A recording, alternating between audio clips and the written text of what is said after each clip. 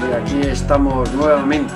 Hoy vamos a tratar dos temas que creo son súper interesantes sobre mi querido y amado Perú, ¿no? Estamos hablando de uno de los países que más me han gustado, más me han encantado y enamorado a lo largo de mi vida. He viajado allí más de 30 veces. Por trabajo siempre, sí, pero también me he quedado grandes temporadas y he podido disfrutar de lo que es ese gran país que le vemos sumido en lo que le hemos subido, y ya hablaremos ahora, un poco más adelante, hablaremos de las situaciones, ¿no? La situación actual. Pero vamos a empezar por un tema, no por menos actual, menos interesante, y poco conocido, porque también es un tema del que muchos hablan y pocos han visto realmente lo que ocurre allí. Vamos a hablar de los fantasmas del Hotel Bolívar. El Hotel Bolívar en la Plaza de San Martín, en el centro de la ciudad de Lima. Allí podemos encontrar, ahora están intentando cambiarlo, es un hotel de 5 estrellas, que lo fue desde que se inauguró, donde iban los presidentes, y luego tuvo la decadencia, tuvo su decadencia en la época de los terrucos, de los terroristas, esas épocas en que no se podía entrar en el centro de Lima, directamente al centro, y te decían que no, porque tú parabas en un semáforo y te quitaban un faro. Esa era la realidad. Tenías a los ambulantes, que llamabas entonces, que era toda la gente huida del campo en la época del terrorismo, y que se iban a Lima, a la gran ciudad. Se iban a la gran ciudad, pero allí no había de qué vivir, ni cómo vivir. Y estaban en puestos vendiendo en mitad de la calle, en todas las avenidas principales había pequeñas chabolas, casetas, donde vendían los mercados estos de miserias humanas, donde todo el mundo vende y nadie compra, ¿no? Eso era el centro de Lima. Y caer por allí pues era muy difícil, era salir del famoso Hotel Bolívar y tenías una manada de chiquillos, que les llamaban los pirañas, que te atacaban, y si te llevaban un zapato, te llevaban un reloj, lo que te llevaran valía. Eso era entonces la situación que había. Un hotel de 5 estrellas, como era el Bolívar, que en muchas ocasiones el único huésped era yo. No había nadie más en todo el hotel. Claro, ahí venía pues ese lujo decadente de hoteles como pues que podían entonces compararse con un Palace, con un Hilton, y esa decadencia de ver, sí, todos los utensilios eran de plata, pero estaban todos llenos de porquería de no limpiarse en años, los camareros tenían 200 años porque no podían contratar a nadie, ni podían echar a nadie, dada la situación y cómo estaba. La verdad que era complicado, pero a mí siempre me gustó el Bolívar, aparte, porque estabas en el centro, en San Martín, por peligroso que fuera, pero vivía realmente el Perú de aquellos años, ¿no? Eso de caminar por el pasillo, por los enormes pasillos del hotel, con una alfombra de terciopelo de 2 dedos de gorda que te ibas hundiendo, de repente te parecía oír a alguien, ¿no? Te parecía que venía alguien caminando detrás de ti, te volvías y por supuesto no había nadie. Entrabas en las habitaciones y era el lujo ese, sí, el lujo que hubo en los 50, con las radios de madera, no había agua caliente en la mitad de las habitaciones, bueno, eran pues bueno, los precios que pagabas por eso. Y en las primeras ocasiones empecé a hablar con los empleados, siempre te quedas hablando con ellos, como son gente muy antigua, que llevaba 30, 40 años trabajando allí, te contaban historias que por rocambolescas que fueran, eran impresionantes. Te hablaban de los fantasmas, de lo que había allí por la noche, de las plantas 5 y 6 que estaban cerradas completamente, aparte de porque no había clientes, pues porque estaban totalmente de faltas de mantenimiento, ¿no? Estaban hechas polvo, no había ni moqueta, estaban las habitaciones vacías, que habían tenido que ir cogiendo pues camas y cogiendo muebles para poner en las otras habitaciones, para no gastar, ¿no? Y me contaban cosas, por ejemplo, me contaba un señor que fuera el jefe de seguridad actual, me dijo que el que estaba en su anterior puesto oyó ruidos en la planta quinta una noche, en su ronda nocturna habitual, oyó ruidos y subió a la planta y no vio nadie, y cuando se da la vuelta con la linterna había un señor con el traje de mozo, un traje de rayas, de mozo de hotel, que le dijo: oye, ¿qué hace usted aquí? No, estoy trabajando, usted no puede estar en esta planta, deme su nombre. Le dio su nombre y cuando bajó, se fue, estuvo mirando los archivos y vio que ese hombre había fallecido hacía 20 años. Sí, es cierto que había trabajado allí, pero había fallecido. No era él al que había visto y con el que había estado charlando. En aquel mismo momento el jefe de seguridad se despidió. Otros te hablan de la gringa, ¿no? De la gringa que se la ve en esos grandes salones que tiene totalmente vacíos y, bueno, faltos de todo, se la ve bailando por las noches a una americana que se tiró desde el balcón, en el piso sexto, se tiró desde un balcón y se suicidó. Dicen que no se ha ido nunca en el hotel, que allí siguen los fantasmas. Los fantasmas que, hombre, antes era complicado subir, había que subir por la noche, a escondidas, con linterna, y en el último viaje que hice al Hotel Bolívar, ya lo habían cogido unos judíos, lo estaban explotando, querían cambiar el sistema, habían tapiado las subidas a la planta quinta y sexta con una puerta metálica con llave.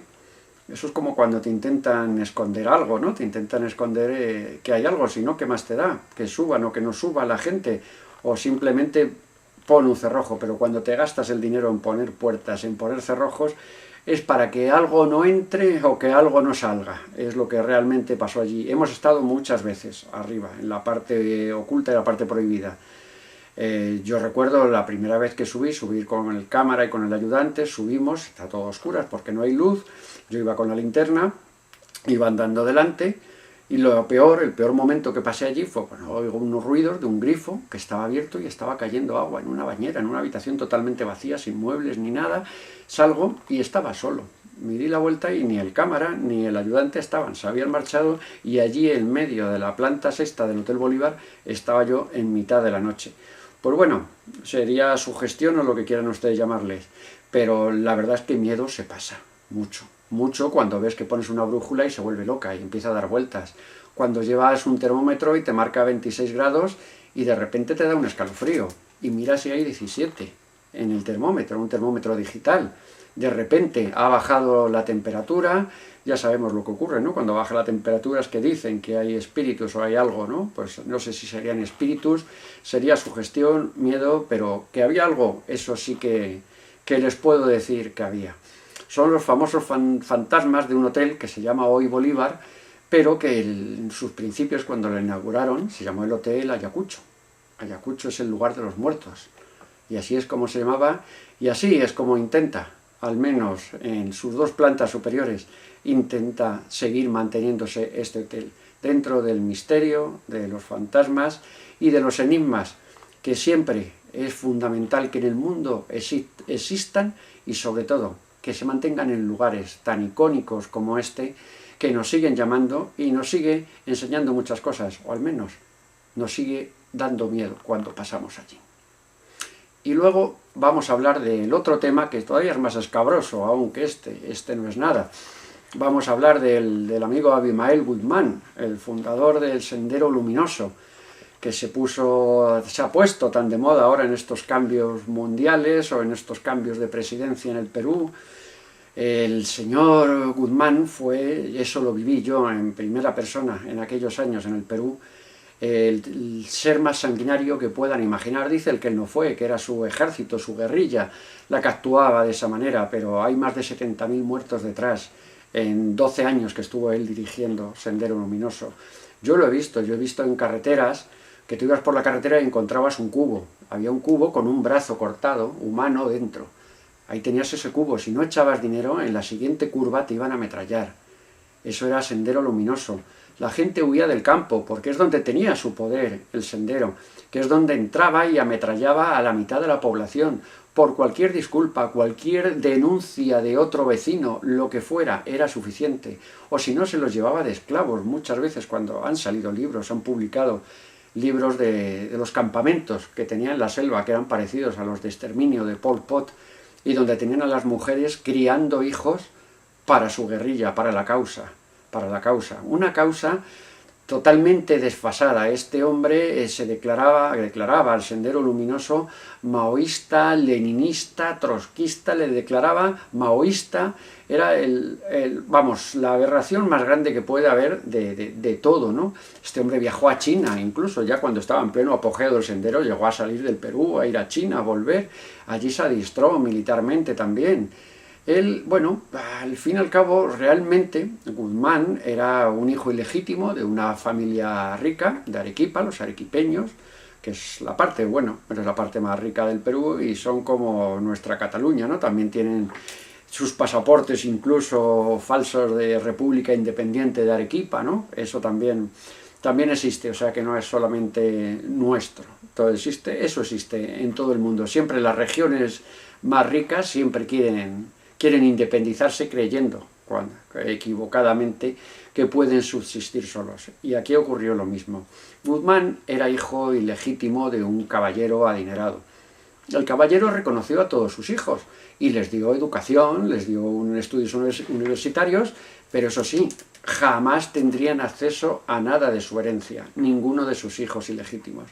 Eso le dolió al amigo Guzmán y eso es lo que siempre llevó sobre la diferencia entre el pobre y el rico.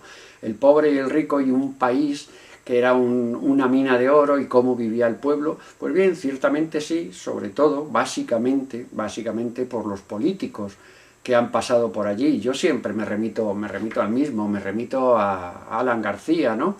Alan García que triunfó, que fue el gran político, se quería preocupar de que el país saliera de la miseria, sobre todo en el campo, y lo primero que dijo, pues mira, ¿sabes lo que vamos a hacer? No vamos a pagar la deuda externa. No pagamos la deuda externa y con ese dinero lo que hicieron es crear una inflación de un 70.000%, una inflación insostenible. Puso, entonces eran los intis, que era la moneda, ahora son los soles, y la moneda se tuvo hasta que desaparecer la moneda.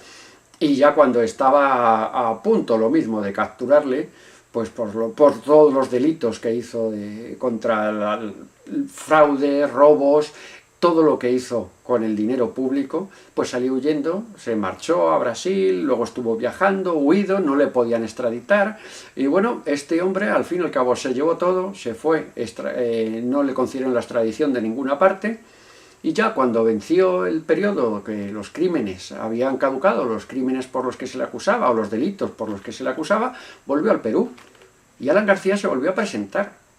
La primera vez perdió, pero se presentó a la siguiente torna y ganó nuevamente. Tú preguntabas a los peruanos, dices, pero bueno, este señor que les dejó en la ruina, que se llevó todo, ¿cómo vuelven a votarle?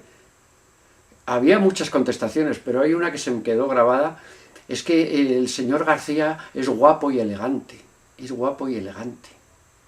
¿Cuántas veces hemos oído eso también? Ahora eso lo acusamos a que si nos lo decían allí era una incultura, ¿no? Y cuando lo estamos oyendo aquí mismo, ¿qué? ¿Eso es lo que valoramos? Dios mío, ¿dónde estamos? ¿Dónde estamos y hacia dónde vamos? Porque en el segundo mandato de Alan García se suicidó cuando iban a entrar a detenerle, en su despacho. Simplemente estamos en las mismas. Ya cuando había caído toda la famosa Overdread, todas las comisiones, todas las trampas, todos los engaños que hubo durante su segundo mandato, soltó a 72 grandes narcotraficantes, les dio la libertad a más de 3.000 con delitos por narcotráfico.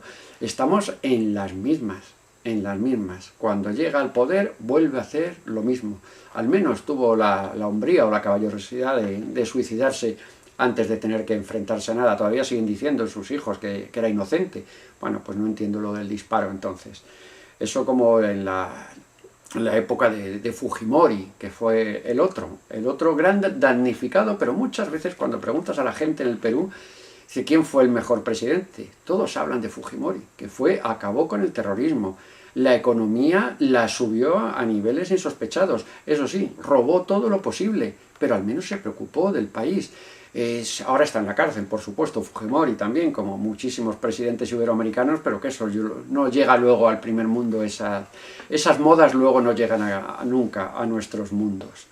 Pues Fujimori acabó con todo, acabó con el terrorismo, acabó con mucho dinero que desapareció en comisiones con su escudero Montesinos, que era otro tipo también terrible y el rey de las compras, ventas y comisiones por respirar en el Perú, que se podía hacer absolutamente de todo, comprar absolutamente de todo, pagando comisiones en aquel Perú, pero por lo menos hicieron algo en el país, acabaron. También se le acusa de luchar, de atentar a los derechos humanos, ¿no? Cuando intentaron acabar con el Sendero Luminoso, que acabaron con él. Bien, acabaron con los derechos humanos, pero por un motivo, porque en aquellos tiempos te detenían libremente y tú tenías que demostrar que no eras de Sendero. De momento él ya te consideraba de Sendero al detenerte. Y tú, aunque no fueras de Sendero, conocías a un primo, a un amigo, al del lechero de la esquina, a alguien que sí era del Sendero, y claro, ante la detención tuya le delatabas. Esa fue su lucha, por mucho que digan, les estaban masacrando, mandaban a muchachos de 18 años, los mandaban a la sierra a defender fortines como los del oeste, y al día siguiente esos muchachos, lo mismo que ocurrió aquí en el País Vasco, esos muchachos a la mañana siguiente ya no estaban. En esa misma noche, cuando llegaban ahí a defender un puesto en mitad de la sierra andina o de la selva, pues habían acabado con ellos, los habían matado a todos, muchachos de 18 años que estaban cumpliendo el servicio militar y luchando por lo que creían, ¿no?, que era una patria. Pero es todo tan complicado, tan complicado. Este hombre ahora le condenaron a 25 años a Fujimori, le dieron una especie de indulto a los 10 años, pero luego le anularon ese indulto y lo han vuelto a meter, le volvieron a meter otra vez al penal. Y dices, bueno, bien, este hombre, es cierto, robó, acabó con un país. Bueno, el país, al fin y al cabo, muchos la gran mayoría le están agradecidos hasta que ha llegado lo que ha llegado. Llega la lucha ahora de su hija, Keiko Fujimori, contra Castillo, llegan una lucha para la presidencia, una lucha que ha habido que contar los votos uno a uno, porque si tenemos nosotros corrupción en nuestro conteo de votos, que eso no lo vamos a dudar nunca, imagínense lo que es allí. Pues hubo peleas hasta el último día, con 2 meses de retraso terminaban los reconteos, y al final Castillo ganaba, que era izquierda. ¿Qué es izquierda? Él dice que es socialdemócrata, es socialista, él es izquierda comunista pura y dura, y por 44.000 votos dice que había ganado, que habían ganado las elecciones, y su primer intento fue meter a Keiko Fujimori, su oponente, meterla en la cárcel, y luego estuvo hablando de que había que soltar a Abimael Guzmán. Abimael Guzmán, soltarle. La habían detenido, la habían metido, bueno, llevaba ya 30 años casi en la cárcel, llevaba 30 años en la cárcel, pero Abimael Guzmán, eso es un símbolo de lo que fue la sangre y el sufrimiento de un país, porque muchos murieron 70.000, pero el país entero se destrozó y se desmoronó. Y Abimael Guzmán, justamente, si existe un Dios, un Buda, un Alá o un quien sea, pues ha muerto el mes pasado, pues sin que le hayan dado el indulto a estos señores. También la captura está muy oculta, no se ha contado todo lo que pasó en la captura de Guzmán. Se sabe que estuvieron las fuerzas especiales americanas, Perú lo niega, todos los coroneles que estuvieron en aquellos momentos en la fuerza te explican cómo se hizo todo, pero claro, luego esta gente, en lugar de ser héroes, les han mandado a Panamá, les han mandado fuera del país, a todos los que estuvieron involucrados en aquella captura, en agarrar a aquel hombre, al enemigo público. Yo creo que número 1 mundial fue durante aquellos años. Ya nadie entraba en Perú, nadie quería pisarlo. Pusieron una bomba, un tren bomba en el tren a Machu Picchu. Me contaban las agencias de viajes, las reservas tenían fases, así anulando reservas. Era todo el fin del campo, nadie podía vivir en el campo porque era su feudo.